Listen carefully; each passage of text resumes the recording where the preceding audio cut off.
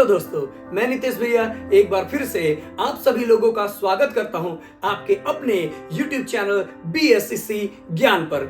दोस्तों, आज के इस वीडियो में हम लोग वर्ल्ड हिस्ट्री के एक बहुत ही महत्वपूर्ण टॉपिक के बारे में चर्चा करने जा रहे हैं। तो आप सभी इस वीडियो को पूरा जरूर देखिएगा, क्योंकि इस वीडियो के माध्यम से आपको बहुत सारी एक्स्ट्रा नॉलेज जानने को मिल सकती है। तो आइए इस वीडियो में हम जानते हैं कि भारत को अपना पहला परमाणु बम यानी भारत ने कैसे अपना फर्स्ट एटम बम बनाया था और भारत कैसे एक परमाणु संपन्न देश बनकर उभरा।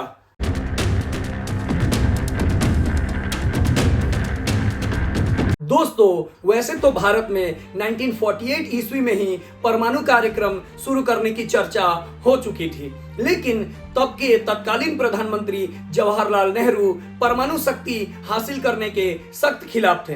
वे शांति के प्रतीक यानी शांति प्रिय प्रधानमंत्री माने जाते थे, लेकिन 1954 ईस्वी में एटॉमिक एनर्जी कमीशन प्रधानमंत्री ने बना दिया और इस एटॉमिक एनर्जी कमीशन के चेयरमैन बनाए गए डॉक्टर होमी जहांगीर भाभा को।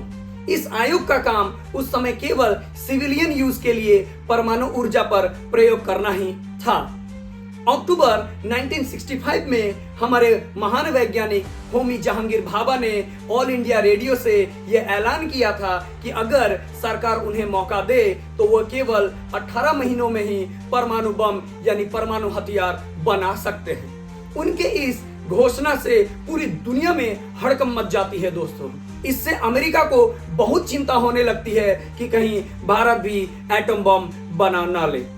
इसीलिए अमेरिका कतई ये नहीं चाहता था कि भारत तेजी से अपना परमाणु कार्यक्रम आगे बढ़ाए। अमेरिका किसी भी कीमत पर भारत को एक परमाणु संपन्न देश बनने नहीं देने वाली थी। इसीलिए भारत के हर कदम पर अमेरिका की खुफिया एजेंसी CIA की कड़ी नजर थी। भाभा भारत को किसी भी कीमत पर परमाणु संपन्न देश बनाना चाहते थे, लेकिन किस्मत को कुछ और ही मंजूर थी। 24 जनवरी 1966 को एक विमान हादसे में होमी जहांगीर भाभा की मृत्यु हो जाती है। वे एयर इंडिया के फ्लाइट 101 बोइंग 707 विमान में बैठ के मुंबई से न्यूयॉर्क जा रहे थे, लेकिन अमेरिका पहुंचने से पहले ही उनका यह विमान यूरोप के आल्प्स माउंटेन रेंज में क्रैश हो जाता है। इस हादसे में होमी जहांगीर भाभा समेत 117 लोगों की मृत्यु हो जाती है। यह विमान हादसा कैसे हुआ, यह आज भी एक रहस्य बनी हुई है। कुछ लोगों का तो यह भी मानना है कि CIA ने जानबूझ के इस विमान हादसे को अंजाम दिया था ताकि भारत के महान वैज्ञानिक होमी जहांगीर भाभा कतई भारत को एक परमाणु संपन्न देश न बना पाए। इस तरह दोस्तों, कुछ लोग मानते हैं कि अमेरिका जानबूझ के भारत के परमाणु कार्यक्रम को रोकना चाहती थी। हम जानते हैं कि दुनिया का पहला एटम बम अमेरिका ने ही बनाया था, जिसने जापान के हिरोशिमा और नागासाकी में इसका प्रयोग करके लाखों लोगों की जान ली थी। इस घटना के बाद पूरी दुनिया ही दंग रह गई थी। अमेरिका के बाद रूस, ब्रिटेन, फ्रांस ने एक एक करके परमाणु हथियार बना लिया और खुद को बहुत शक्तिशाली कर लिया। इन परमाणु संपन्न देश में चीन भी शामिल हो चुका था और चीन ने भी अपना न्यूक्लियर प्रोग्राम शुरू कर दिया था। इन पांचों देशों को जिनके पास परमाणु हथियार थे, उन्हें दुनिया में बिग 5 नाम से जाना जाता है। भारत को तब बहुत बड़ा झटका लगता है जब 1962 में चीन अचानक भारत पर हमला कर देता है और भारत के एक बड़े क्षेत्र पर कब्जा कर लेता है। इस समय तक अक्टूबर 16, 1964 तक चीन भी एक परमाणु संपन्न और शक्तिशाली देश बन चुका था और भारत की मुश्किलें बढ़ चुकी थी। लगातार कई परमाणु परीक्षण किया और बहुत ज्यादा शक्तिशाली देश बन गया। इससे भारत को बहुत परेशानी हो चुकी थी, क्योंकि भारत इस समय तक चीन से मिले धोखे से जूझ रहा था। इस समय 1971 ईस्वी में भारत पाकिस्तान युद्ध भी शुरू हो चुकी थी और अमेरिका और इंग्लैंड की सेना पाकिस्तान का साथ देते हुए भारत पर हमला करने के लिए पहुंच चुके थे। लेकिन ऐन मौके पर सोवियत यूनियन के सहायता के कारण अमेरिका और इंग्लैंड भारत पर हमला न कर सके। लेकिन इससे भारत को एक बात तो समझ में आ चुकी थी कि इन पश्चिमी देशों के होश ठिकाने लगाने के लिए भारत को भी तेजी से अपना न्यूक्लियर प्रोग्राम को आगे बढ़ाना होगा, तभी ये पश्चिमी देश भारत को दबाव में नहीं डाल पाएंगे। इसीलिए पश्चिमी देशों के बुरे नजरों और बुरी नियत का सामना करने के लिए भारत के तत्कालीन प्रधानमंत्री श्रीमती इंदिरा गांधी ने भारत के वैज्ञानिकों को परमाणु कार्यक्रम तेजी से आगे बढ़ाने का ऑर्डर दे दिया और भारत भी इस समय तेजी से परमाणु हथियार बनाने के काम में जुट गया। इस समय तक अमेरिका यह बात जानती थी कि भारत किसी भी कीमत पर एटॉमिक हथियार बना के ही रहेगा। इसीलिए अमेरिका ने चाल चलते हुए बिग 5 कंट्रीज ने एनपीटी यानी न्यूक्लियर नॉन प्रोलिफरेशन ट्रीटी 1968 में शुरू कर दिया। इस ट्रीटी के जरिए यह कहा गया कि दुनिया के सिर्फ ये 5 कंट्रीज ही जिन्हें बिग 5 कहा जाता है, वही कंट्री केवल परमाणु हथियार रख सकती है और दुनिया के कोई भी कंट्री अब परमाणु हथियार ना बना सकती है, ना रख सकती है और ना परीक्षण कर सकती है। यानी अमेरिका और बाकी 5 देश जानबूझकर दुनिया के बाकी देशों से परमाणु हथियार कार्यक्रम बंद करवाना चाहती थी। यानी वे ये ऐसा नहीं चाहते थे कि उनके अलावा दुनिया के किसी भी देशों के पास परमाणु हथियार हो। लेकिन भारत पश्चिमी देशों की यह साजिश अच्छी तरह से जानती थी, इसीलिए भारत ने एनपीटी पर साइन करने से साफ साफ मना कर दिया, क्योंकि भारत पश्चिमी देशों को यह बताना चाहती थी कि यदि भारत की सुरक्षा की बात आती है तो भारत परमाणु हथियार जरूर बनाएगी और दूसरे देशों को जो भारत की तरफ बुरी नजर डाल रहे हैं उनको जवाब जरूर देगी। भारत के लिए परमाणु हथियार बनाना इतना आसान नहीं था, क्योंकि पश्चिमी देश भारत के ऊपर नजर रखे हुए थे और भारत के ऊपर तमाम बाधाएं और सैंक्शंस डाल रहे थे।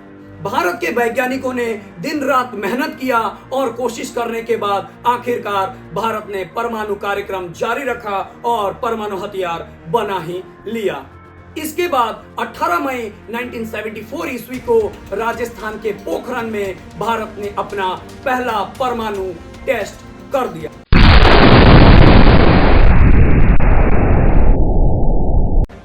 इस टेस्ट को दोस्तों स्माइलिंग बुद्धा कोड नेम दिया गया था। माना जाता है कि यह टेस्ट भारत में किया तो गया था, लेकिन उतना अच्छा परिणाम नहीं निकला था जितने अच्छे परिणाम की भारत के वैज्ञानिकों को उम्मीद थी। 1974 में किए गए इस परमाणु टेस्ट से पूरी दुनिया में हड़कंप मच जाती है। अमेरिका सहित सभी पश्चिमी देश एकदम से भारत के खिलाफ हो जाते हैं और भारत के ऊपर कई सारे सैंक्शंस यानी प्रतिबंध लगा दिया जाता है, ताकि भारत को बाकी दुनिया से अलग थलग करके रखा जा सके और भारत को सबक सिखाया जा सके।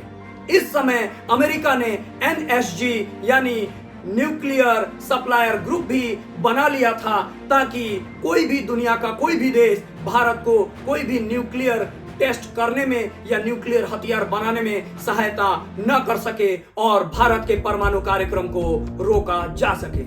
इसमें अमेरिका थोड़ा तो सफल हो ही गया था, क्योंकि इस समय के बाद भारत का परमाणु कार्यक्रम बहुत ही धीमा हो गया था। चारों तरफ से भारत के ऊपर प्रेशर आना शुरू हो चुका था और चाइना दिन प्रतिदिन शक्तिशाली हो चुकी थी। यहां तक कि चाइना पाकिस्तान के न्यूक्लियर प्रोग्राम में भी अभी सहायता कर रही थी और अमेरिका इस समय चुपचाप देख रही थी, क्योंकि दोस्तों इस समय अमेरिका और पाकिस्तान के रिश्ते बहुत अच्छे थे। इसीलिए अमेरिका जानबूझकर पाकिस्तान को न्यूक्लियर कंट्री बनने में मदद कर रही थी और भारत के रास्ते में रोड़ा लगा रही थी। भारत का परमाणु कार्यक्रम कुछ सालों के लिए धीमा पड़ चुका था। इसीलिए भारत में जब अटल बिहारी वाजपेयी की सरकार आई तो 80 के दशक में परमाणु कार्यक्रम फिर से जीवित हो उठी थी। अटल बिहारी वाजपेयी भारत को फिर से एक परमाणु शक्तिशाली देश बनाना चाहते थे। वो चाहते थे कि भारत का अधूरा परमाणु टेस्ट अब पूरी जोर शोर से सफल किया जाए। इसीलिए प्रधानमंत्री अटल बिहारी वाजपेयी जी ने हमारे सभी साइंटिस्ट को परमाणु कार्यक्रम को आगे बढ़ाने का और एक और न्यूक्लियर टेस्ट करने का ऑर्डर दे दिया। लेकिन यह काम भी उतना आसान नहीं था, क्योंकि फिर से अमेरिका और CIA भारत के ऊपर नजर रखे हुए थे और अमेरिका का एक स्पाई सैटेलाइट 24 घंटे भारत के ऊपर नजर बनाए रखती थी। दोस्तों, यह स्पाई सैटेलाइट इतनी पावरफुल थी कि यह सैटेलाइट घड़ी के सुई को भी फुल HD में जूम करके दिखा सकती थी और यही सैटेलाइट 24 घंटे भारत के ऊपर मंडराती रहती थी।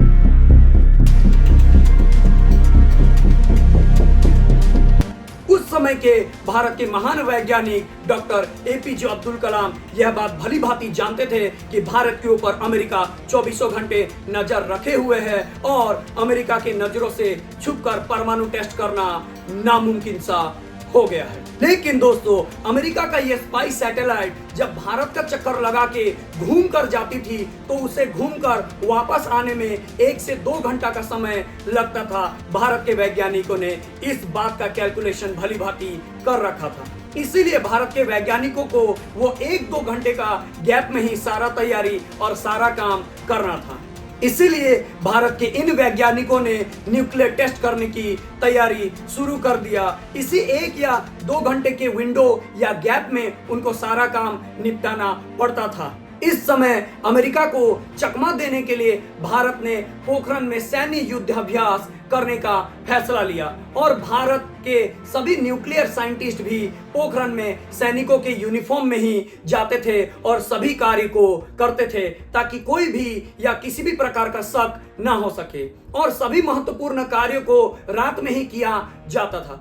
इस तरह भारत के वैज्ञानिकों ने सभी तैयारी कंप्लीट कर लिया और इसके बाद 11 मई 1998 ईस्वी को ऑपरेशन शक्ति के तहत भारत ने पोखरण में जमीन के नीचे 2 परमाणु टेस्ट कर दिया।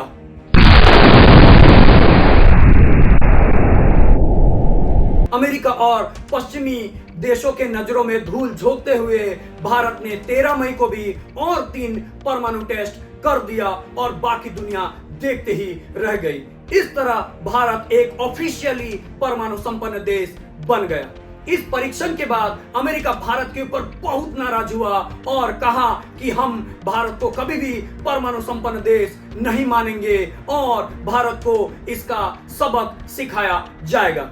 तब भारत के महान प्रधानमंत्री अटल बिहारी वाजपेयी जी ने अमेरिका को 2 टूक शब्दों में जवाब दिया कि हमारे पास जो चीज है उसके लिए हमें किसी भी देश की प्रमाण की कोई जरूरत नहीं है और जिस देश को भी ये लगता है कि भारत के पास परमाणु हथियार नहीं है तो वो देश कभी भी भारत के साथ युद्ध कर सकता है। युद्ध भूमि में उस देश को सही जवाब दे दिया जाएगा।